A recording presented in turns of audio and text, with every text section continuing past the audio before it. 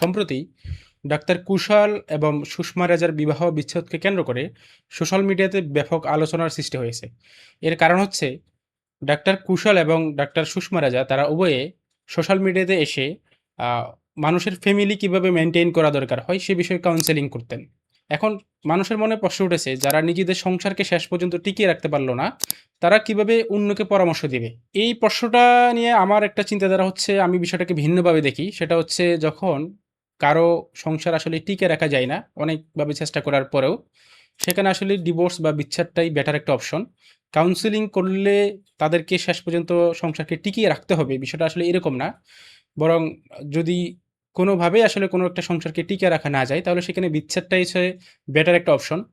আমি যেটা মনে করি বিচ্ছেদটা হচ্ছে মানুষের জীবনের এক নির্মম বাস্তবতা। এই বাস্তবতাকে মেনে নিতে হয় যদি এটা এরকম কোনো কিছু চলে আসে।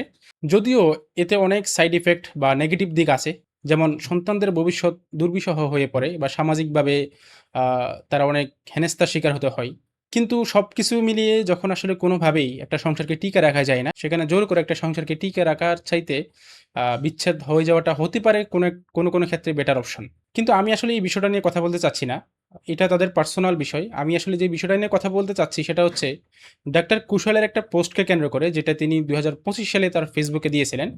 সে পোস্টে তিনি উল্লেখ করেছিলেন যে আজকের এই আধুনিক যুগের একটা ছেলে একটা মেয়ের যেই বিবাহ বহির্ভূত যে অনৈতিক সম্পর্ক থাকে, সেটা খুবই নরমাল একটা বিষয়। সুতরাং এই ধরনের যে বিবাহ বহির্ভূত যে সম্পর্কগুলো আছে, বিবাহর পরে সেই বিবাহ বহির্ভূত সম্পর্কগুলো নিয়ে মাথা না ঘামানোই উচিত। তিনি এটা মনে করেন, একটা পোস্ট করেছিলেন তিনি। সেখানে তিনি বলেছেন যে, "এখনকার যুগে তো বিবাহ বহির্ভূত যে রিলেশন সেটা তো খুবই নরমাল।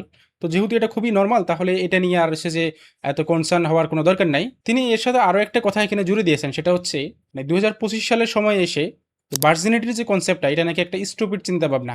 অর্থাৎ আপনি চিন্তা করে দেখুন উনি কি প্রমোট করতেছেন যে ২০২৫ সাল, অর্থাৎ তিনি এই পোস্টটা দিয়েছিলেন ২০২৫ সালে। ওই সময়ে একটা মেয়ে সে বিবাহ ছাড়াই আরেকটা ছেলের সাথে বেড শেয়ার করতেছে বা ফিজিক্যাল রিলেশন করতেছে, অথবা তার নিজের শরীর সে বিক্রি করে দিচ্ছে অন্যের কাছে বিবাহ ছাড়াই। এই যে ঘটনাটা ঘটতেছে এটাকে নাকি আপনাকে নরমালি নিতে হবে। কেন? কারণ হচ্ছে যে এইটা নাকি এখন সমাজে অহরহ হচ্ছে, অনেক বেশি হচ্ছে। সে কারণে এই ঘটনাকে নরমালি নিতে হবে আপনাকে। এটা ছিল ডক্টর কুশলের যুক্তি। এখন আমার প্রশ্ন হচ্ছে, একটা খারাপ কাজ সেটা যদি সমাজের অনেক মানুষ একসাথে করে, তাহলে কি আমরা এটা বলতে পারি যে সেই খারাপ কাজটা নৈতিক হয়ে গেছে? আমরা কি এটা বলতে পারি যে সেই খারাপ কাজটা ভালো হয়ে গেছে? অবশ্যই আমরা এটা বলতে পারি না। কোনো একটা খারাপ কাজ সমাজে অনেক মানুষ একত্রে যদি করে সেটা ভালো হয়ে যায় না। সেটা খারাপই থাকে। আপনি নিজে চিন্তা করে দেখুন যে একটা মেয়ে অন্যান্য ছেলেদের সাথে, একাধিক ছেলের সাথে সে বেড শেয়ার করতেছে, ফিজিক্যাল রিলেশন করতেছে, অ্যান্ড এরপরে কিছুদিন পরে সে আরেকটা ছেলেকে বিয়ে করতেছে, যেখানে সে নিজেকে ভার্জিন বা সতী হিসেবে দাবি করে আরেকটা ছেলেকে বিয়ে করতেছে। এখানে কি সেই ছেলেটার সাথে প্রতারণা করা হচ্ছে না? এখানে তো ক্রাইম করা হচ্ছে, তাই না? মেয়েটা তো সুস্পষ্টভাবে এখানে প্রতারণার আশ্রয় নিচ্ছে।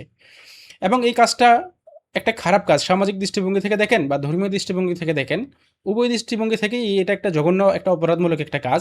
এখন এই অপরাধমূলক কাজটাকে ডক্টর কুশলের মতো লোকেরা সমাজে এটাকে নরমালাইজ করার চেষ্টা করে যাচ্ছে। তারা যুক্তি দিচ্ছে যেহেতু অনেকেই করতেছে, তার মানে এটা খুবই নরমাল একটা বিষয়, এটা যে কেউ করতেই পারে। তাদের এই কথা থেকে এই পোস্ট দেখার পরে ইয়াং জেনারেশন আসলে কি শিখবে? তারা শিখবে বিয়ে ছাড়াও ফিজিক্যাল রিলেশন করা যায়। এটা খুবই নরমাল বিষয়। তারা এটাই তো শিখবে ডক্টর কুশলের কাছ থেকে। এই যে একটা ক্রাইম, এই ক্রাইমটাকে সে প্রমোট করতেছে এবং সে এটাকে জাস্টিফাই করতেছে। সে মানুষকে শিখাচ্ছে যে এই ক্রাইমটাকে কনসিডার করে সংসারকে টিকিয়ে রাখতে হবে। এখন দেখুন সে তার নিজের সংসারটাকে আসলে টিকিয়ে রাখতে পারে নাই। এখন প্রশ্ন হচ্ছে ডক্টর কুশলের যে ওয়াইফ, ডক্টর সুষমা রেজা, তিনি কি এর চাইতে বড় কোনো অপরাধ করেছেন? যে অপরাধকে কনসিডার করে ডক্টর কুশাল তার সংসারটাকে টিকিয়ে রাখতে পারলেন না? একটা মেয়ে সে বিবা সে বিবাহর আগেই একাধিক ছেলের সাথে যৌন সম্পর্ক করতেছে, অ্যান্ড সেটাকে গোপন রেখে আবার আরেকটা ছেলেকে বিয়ে করতেছে। অ্যান্ড এটা জানার পরেও বা এই বিষয়টা নাকি ছেলেদের মাথা ঘামানোর কোনো দরকার নাই বা এটা নিয়ে কনসার্ন হওয়ার কোনো দরকার নাই। ডক্টর কুশাল মানুষকে শিখাচ্ছে। তাহলে ডক্টর সুষমা রেজা এমন কি অপরাধ করেছেন যেটাকে ডক্টর কুশাল কনসিডার করে তার সংসারটাকে টিকিয়ে রাখতে পারলেন না? উনি কি আরো বেশি জঘন্য কোনো অপরাধ করেছেন?